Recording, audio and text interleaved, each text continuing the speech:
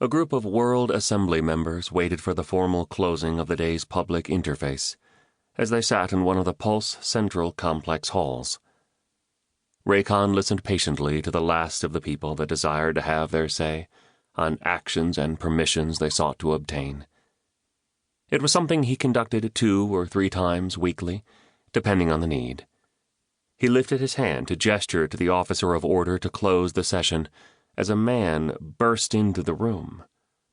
Everyone stared at the man as he rushed toward Raekon, eyes wide, hair wild, and a beard down to his waist. Before the man could speak or Raekon could command his protectors, they had seized the man. "Don't!" the man yelled, thrashing about to free himself.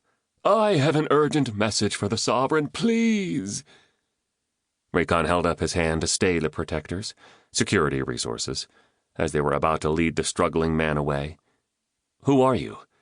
And what do you have to say?" The man looked at the security enforcers with disdain and pulled his arms away from them. He took 2 steps forward, and the protectors reached for him. "It is okay," Raekon said, not sensing danger. "Stay where you are. I am listening." "My name is Evan Roystock, and I'm a merchant from Enerez, here on business. I am a vendor in Austridia, and I heard some of the other vendors from Austridia talking about the meeks in Thistlebriar." "Who or what are meeks?" Raekon interrupted. He needed no further explanation of where Thistlebriar was located or why it was there. He had a complete understanding of why it was there and knew that he was responsible. However, meeks were unknown to him. "From what my merchants and I have observed in Austridia, the people called meeks are humble and gentle. They're considered to be of less value and treated as inept by the others living there." When Raekon did not respond, the man added, "They are not aggressive or violent." The news was disheartening. "What about them?" "The others are brutalizing them for a form of entertainment called lethal terror, and quite a few have died because of it. I thought you should know." "Have you spoken directly with anyone from Thistlebriar about this?" Roystock shook his head. "No, Sovereign, I have not." "Thank you for the information," he responded, and motioned to the protectors to escort the man out.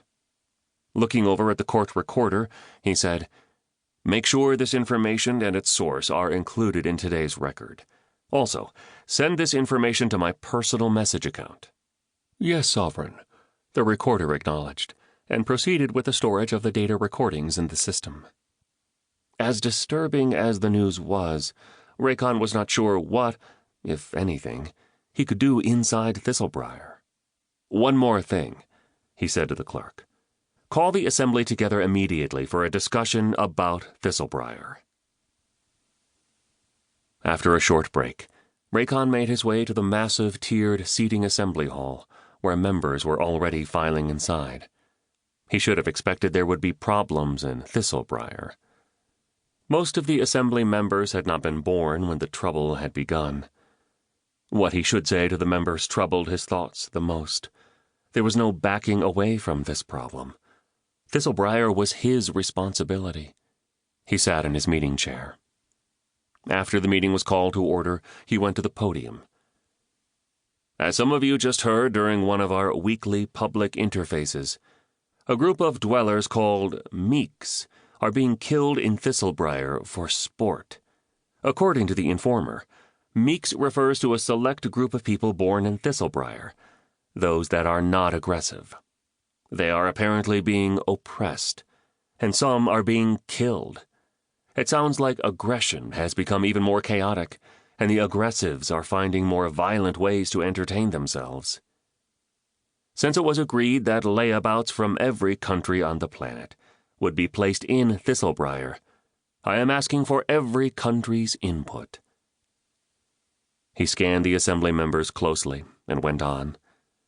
As a refresher, layabouts were originally all 4th-generation people in the year 75 OE that refused the aggressive behavior eradication procedure.